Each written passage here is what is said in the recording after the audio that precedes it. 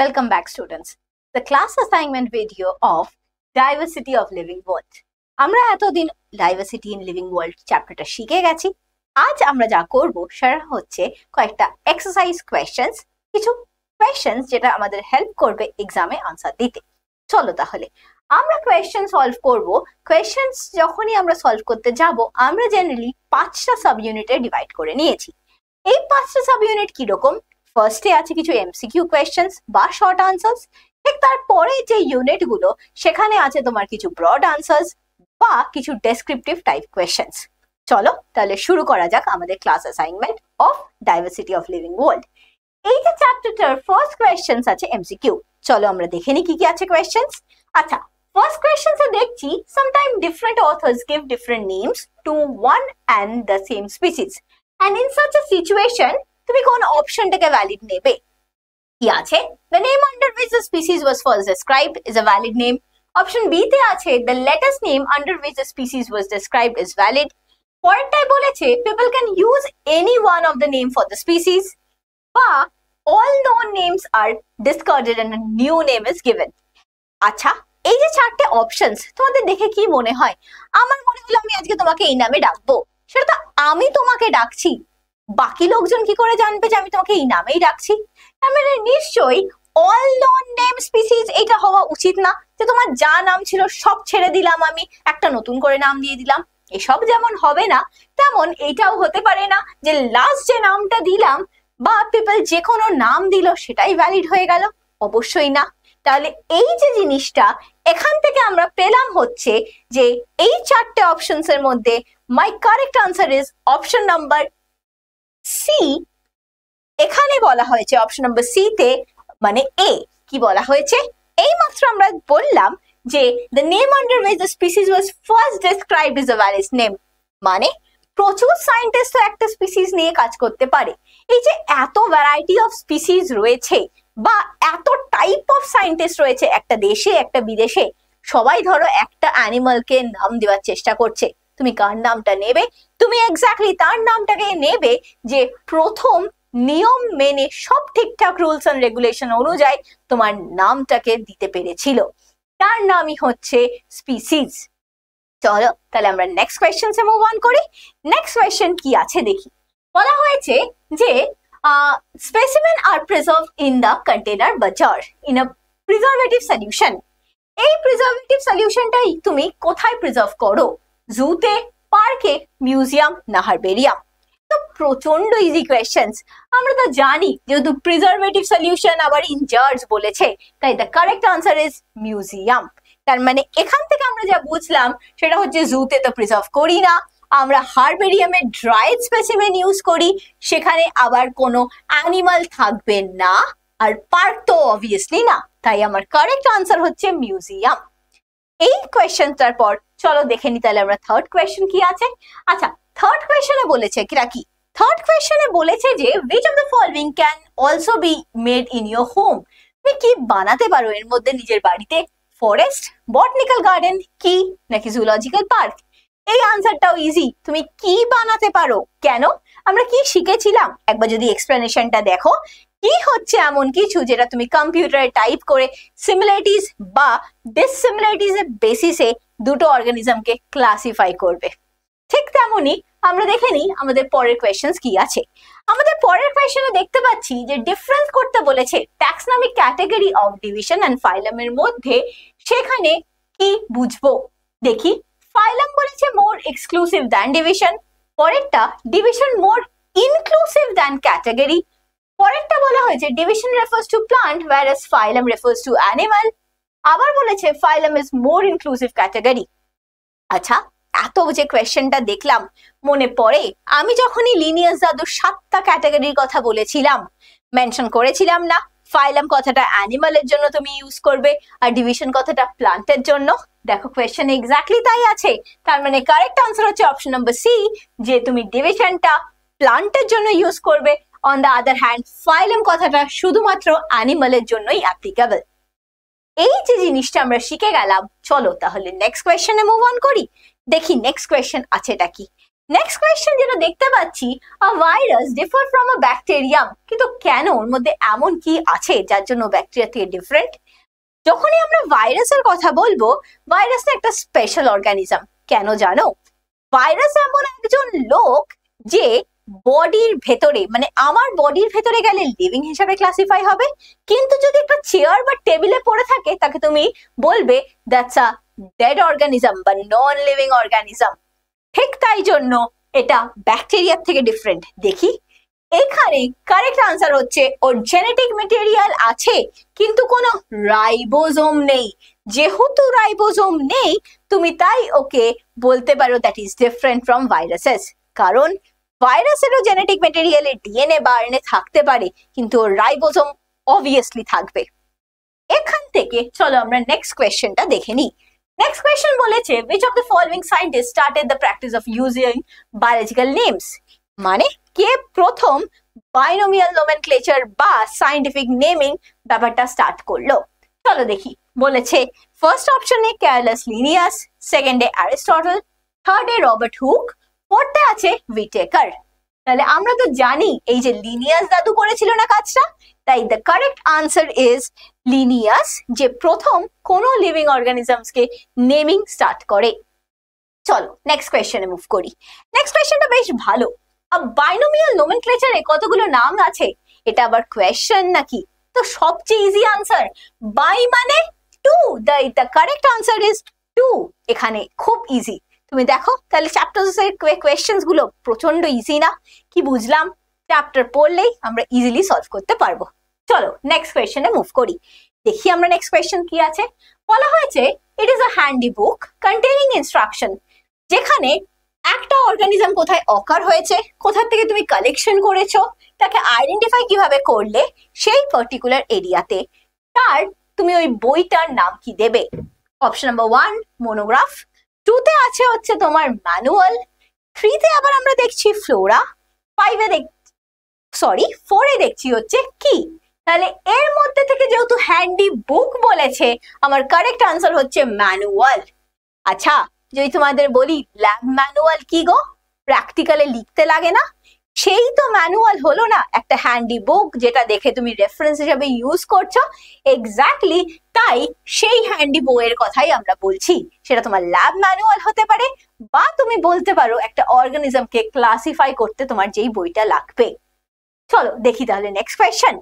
Next question বলা হয়েছে যে classification based on evolutionary and genetic relationship, তাকে তুমি কি নামে রাখবে? আমরা বোধহয় এই জিনিসটাও জানি আনসার।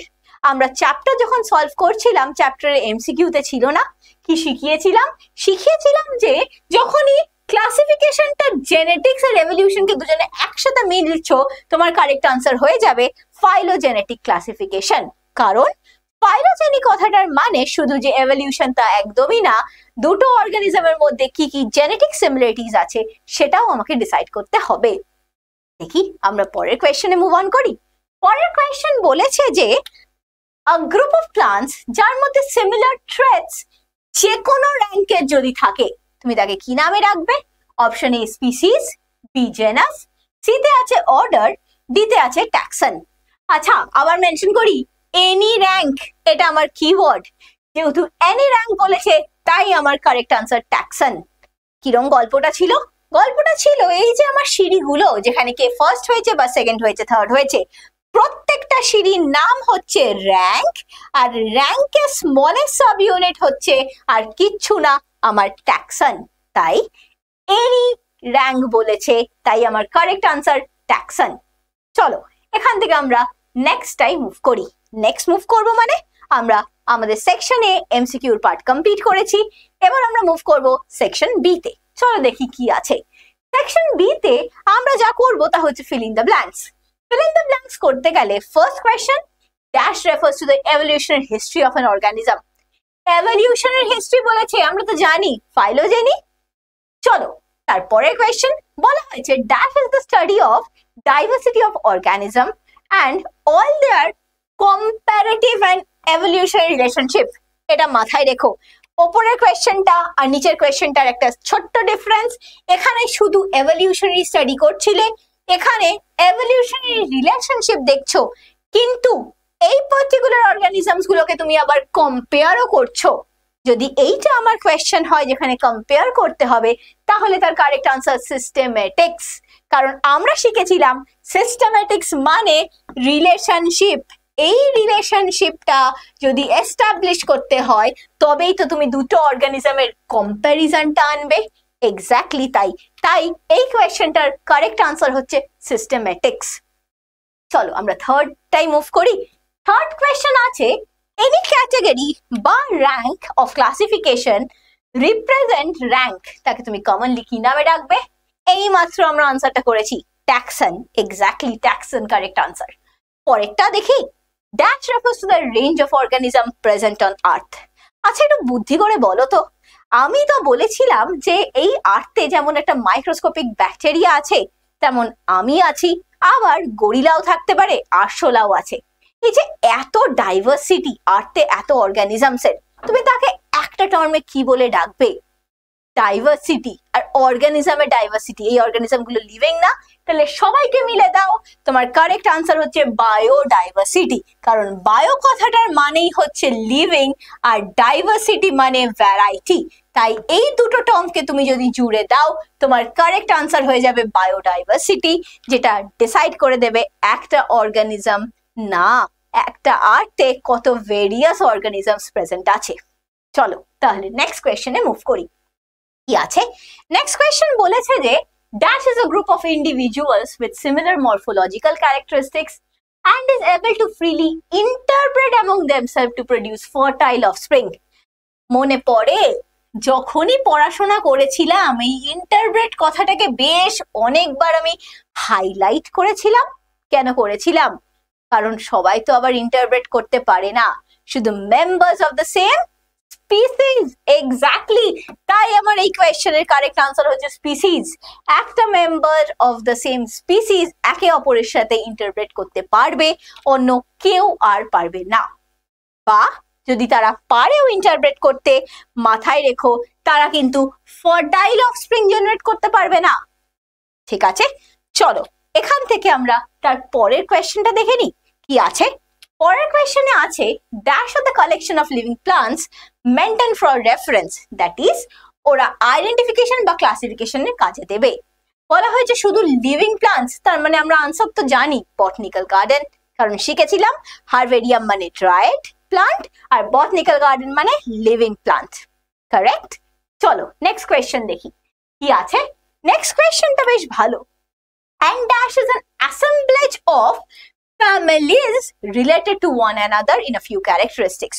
মানে কিছু কিছু ক্যারেক্টারিস্টিক্স কমন নিচ্ছ, সেখান থেকে কয়েকটা ফ্যামিলি মেম্বার্সকে যদি তুমি একসাথে জড়ো করতে পারো, সেই বাঘ আর বিড়ালের গল্প একে অপরের মাসি হয় না? এক্স্যাক্টলি সেই গল্পটা। তাহলে ফ্যামিলিজকে তুমি যদি একসাথে আনো, তোমার কারেক্ট আনসার হচ্ছে অর্ডার। এইখান থেকেই আমরা নেক্সট কোয়েশ্চেনটাই মুভ করি। এটা আরো easy. Dash is defined as an irreversible increase in the number of cell বা mass of living structure. বেড়ে যাচ্ছে তো, নাম্বার অফ অর্গানিজমস এর মাস বাড়ছে, নাম্বার অফ সেলস বাড়ছে, তুমি কি বলবে? তার মানে গ্রোথ। একটা অর্গানিজম বড় হচ্ছে, আমি ছোট্ট পুচকি ছিলাম, ওখান থেকে লম্বা হচ্ছি, বড় হচ্ছে, তার মানে আমার হচ্ছে গ্রোথ। কেন গ্রোথ হচ্ছে? আমার নাম্বার অফ সেল বাড়ছে, তো আমার ওজন বাড়ছে। এক্স্যাক্টলি সেই গ্রোথ। চলো তাহলে পরের কোয়েশ্চেনে মুভ অন করি। কি আছে? বলা হয়েছে a dash includes all organism belonging to different class যার ভিতরে few characteristics in common আছে। মনে রেখো কিছু কিছু কমন ক্যারেক্টারিস্টিক্স। তার আনসার অবভিয়াসলি ফাইলাম, কারণ আমরা কি শিখেছিলাম? কিংডম, ফাইলাম, তারপর ক্লাস। তার মানে আমি যদি বলি যে আমার ক্লাসের পর যেটা আছে সেটা তার আগে আছে ফাইলাম। আচ্ছা ক্লাসের পর কি থাকে? কিংডম, ফাইলাম, তারপর ক্লাস, তারপর থাকে অর্ডার। এক্স্যাক্টলি। চলো পরের কোয়েশ্চেনে যাই। বেশ ভালো কোয়েশ্চেন, তোমরা পারবে। ICZN full form. আচ্ছা বলো তো ICZN কি ছিল? ফুল ফর্মটা না হয় পরে করছি। কি ছিল মনে পড়ে ICZN? ICZN ছিল সেই অর্গানাইজেশন যে বাইনোমিয়াল নোমেনক্লেচারের হিসাবে নাম দেয়। তার মানে এর ফুল ফর্ম কি? International code of zoological nomenclature. তার সাথে আমরা শিখেছিলাম এইখানে এখানে ICZN হবে, NZ না। আরেকটা জিনিস আমরা যেটা শিখেছিলাম, এখানে ICBN বলেও একজন আছে, যেখানে বি মানে বটানিক্যাল, মানে এটা শুধুমাত্র তোমার প্লান্টের জন্য ইউজ করতে পারো। পরের কোয়েশ্চেনে মুভ করি, আমরা তো এটা বুঝে গেছি। দেখো পরের কোয়েশ্চেন কি আছে। পরের কোয়েশ্চেন মানে ও মা, এটা সেকশন সি, সেকশন বিও কমপ্লিট, কতটা টাইম লাগলো, জাস্ট কয়েকটা কোয়েশ্চেন্স তো। চলো দেখি সেকশন সি তে কি আছে। সেকশন সি তে আমরা যা করবো তা হচ্ছে ট্রু অ্যান্ড ফলস।